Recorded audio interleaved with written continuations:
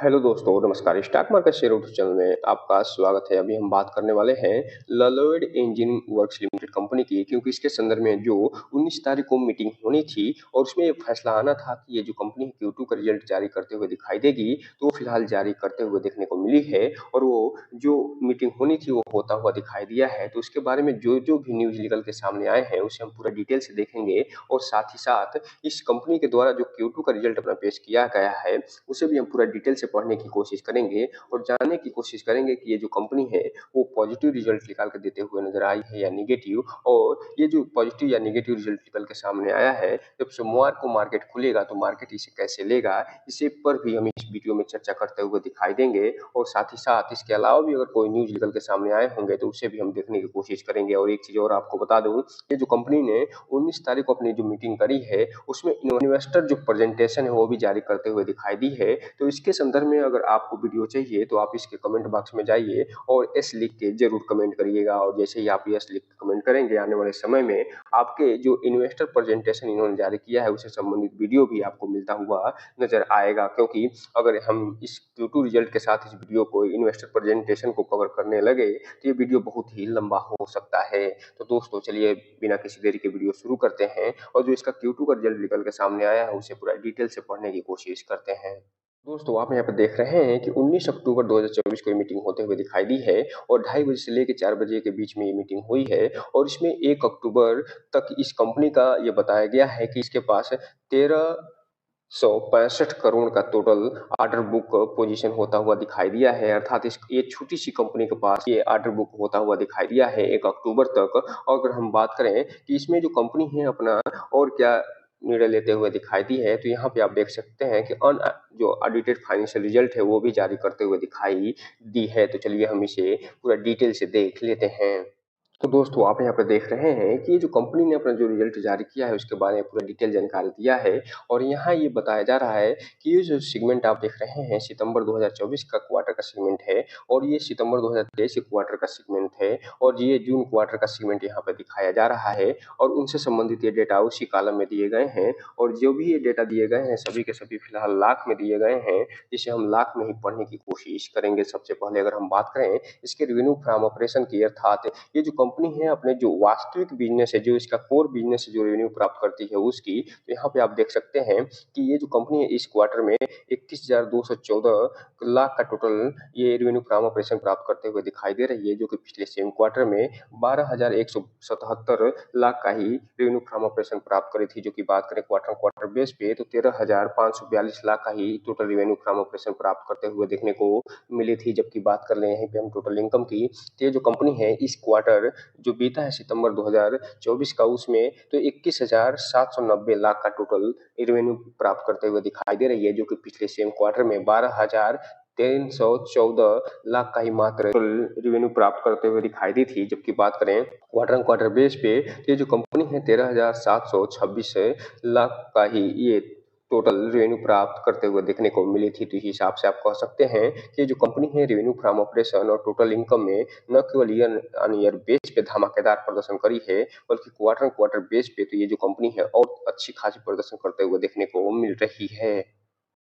अब चूंकि आप जानते हैं कोई भी कंपनी अगर टोटल इनकम प्राप्त करती है, रेवेन्यू प्राप्त करती है, तो साथ में कुछ एक्सपेंस भी करते हुए दिखाई देती है। और इसी संदर्भ में अगर हम बात करें टोटल एक्सपेंस की, तो ये जो कंपनी है इस ये जो क्वार्टर बीता है सितंबर 2024 का, उसमें 18,409 लाख का टोटल एक्सपेंस करते हुए दिखाई दे रही है, जो कि पिछले सेम क्वार्टर में 9,982 लाख का ही टोटल एक्सपेंस करते हुए देखने को मिली थी। जबकि बात करें क्वार्टर क्वार्टर बेस पे तो जो कंपनी है 11,360 लाख का टोटल एक्सपेंस करते हुए देखने को मिली थी। तो इस हिसाब से आप कह सकते हैं कि टोटल इनकम की तुलना में इसका जो एक्सपेंस है वो भी तो बढ़ता हुआ दिखाई दिया है, लेकिन टोटल इनकम की तुलना में ये जो एक्सपेंस है वो कम बढ़ता हुआ दिखाई दिया है। और ये जो बढ़ा है न केवल ईयर ऑन ईयर बेस पे कम बढ़ा है इनकम की तुलना में, बल्कि क्वार्टर और क्वार्टर बेस पे भी इनकम की तुलना में इसका एक्सपेंस कम बढ़ता हुआ देखने को मिल रहा है, जिसका प्रभाव आगे इसके जो प्रॉफिट बिफोर टैक्स है और नेट प्रॉफिट है उस पे भी देखने को मिलेगा। अब हम अगर बात कर लें इसके प्रॉफिट बिफोर टैक्स की, अर्थात टैक्स देने से पहले और टोटल खर्चे निकालने के बाद जो टोटल प्रॉफिट हुआ है या लॉस हुआ है उसकी, तो यहाँ पे आप देखिए कि ये जो क्वार्टर बीता है उसमें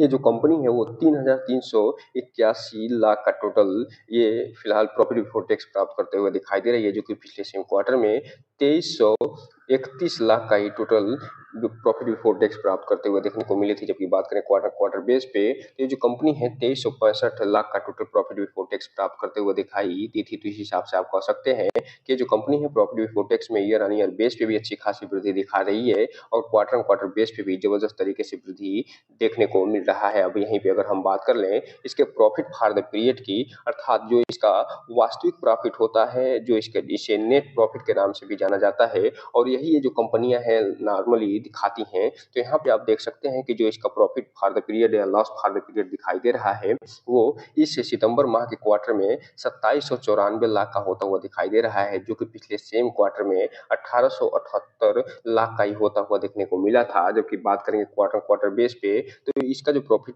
फॉर द पीरियड या नेट नेट प्रॉफिट है वो फिलहाल 2121 लाख का होता हुआ दिखाई दिया था। तो इस हिसाब से आप कह सकते हैं कि ये जो कंपनी है छोटी सी ललोज स्टील लिमिटेड, वो इसका जो प्रॉफिट फॉर द पीरियड है वो ईयर ऑन ईयर बेस पे न केवल धमाकेदार तरीके से बढ़ता हुआ दिखाई दे रहा है, बल्कि क्वार्टर क्वार्टर बेस पे भी इस कंपनी के द्वारा जबरदस्त प्रदर्शन करके दिया गया है। तो कुल मिलाकर ये कहा जा सकता है कि जो कंपनी है इसने अपना जो रिजल्ट पेश किया है वो 5 स्टार रिजल्ट पेश करते हुए दिखाई दी है, जिसका प्रभाव जब कल मार्केट खुलेगा तो आपको जरूर देखने को मिलेगा।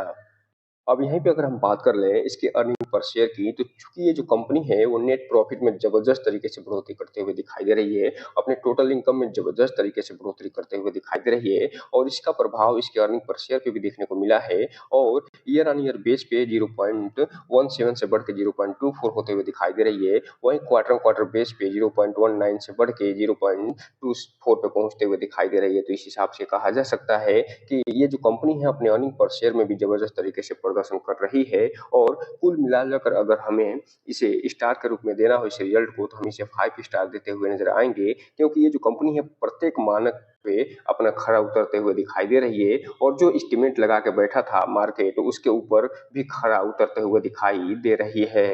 यहीं पे हम एक झलक जरा देख रहे हैं इसके इन्वेस्टर जो प्रेजेंटेशन निकल के सामने आया है उसकी। तो यहाँ पे आप देख सकते हैं कि ये इन्वेस्टर प्रेजेंटेशन जो इन्होंने निकाल के दिया है उसमें लगभग 35 पेज होते हुए दिखाई दिए हैं। उसके बारे में पूरी ये डिटेल जानकारी देते हुए दिखाई दे रहे हैं। अगर आपको इसके संदर्भ में कुछ वीडियो चाहिए तो आप इसके कमेंट बॉक्स में जाइए और एक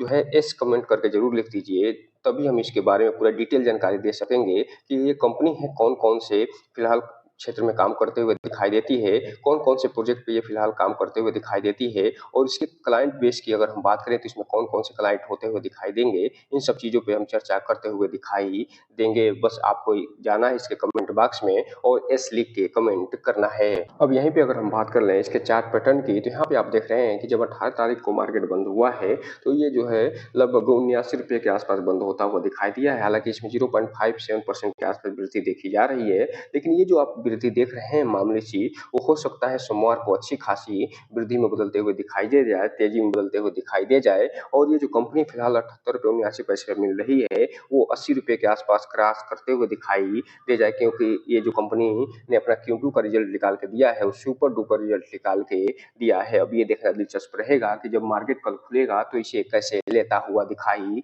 देता है। वहीं अगर हम बात करें पानी के चार्ट पैटर्न की, तो इसमें 1.5% की गिरावट देखी जा रही है। एक महीने के चार्ट पैटर्न की बात करें तो 2% की तेजी दिखाई है। 6 महीने की बात करेंगे तो 22% की तेजी दिखाई है। ये टिल डेट की बात करेंगे तो 81% की ये कंपनी तेजी दिखाते हुए नजर आ रही है। जबकि बात करेंगे एक साल के चार्ट पैटर्न की, तो एक साल में लगभग 68% का रिटर्न निकाल के दिया है। लेकिन मैक्सिमम चार्ट पैटर्न की बात करेंगे तो ये जो कंपनी है 68% का रिटर्न निकाल के ही देता हुआ नजर आएगा, क्योंकि ये जो कंपनी है एनएससी पे 2023 में लिस्ट होते हुए दिखाई दी थी, लेकिन जब आप बीएससी पे इसके चार्ट पैटर्न को देखेंगे तो ये कई हजार % का रिटर्न निकाल के देता हुआ दिखाई दे चुका है।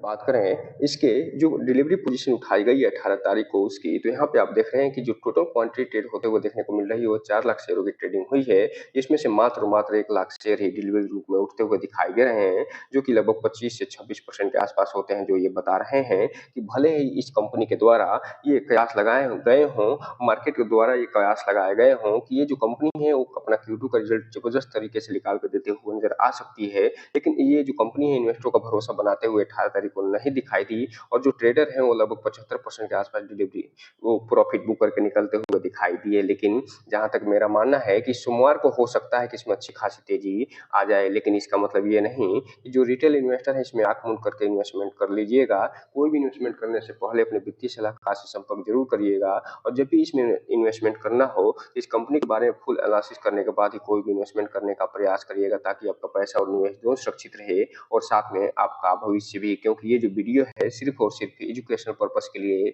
बनाया जा रहा है, आपको जानकारी देने के लिए बनाई जा रही है। तो दोस्तों ये रहा आज का वीडियो। इस चैनल को लाइक करें, सब्सक्राइब करें और बेल आइकन हिट करना तो बिल्कुल ना भूलें, ताकि नए वीडियो की जो अपडेट्स है आपको ऐसे ही समय समय पे मिलता रहे। जय हिंद दोस्तों।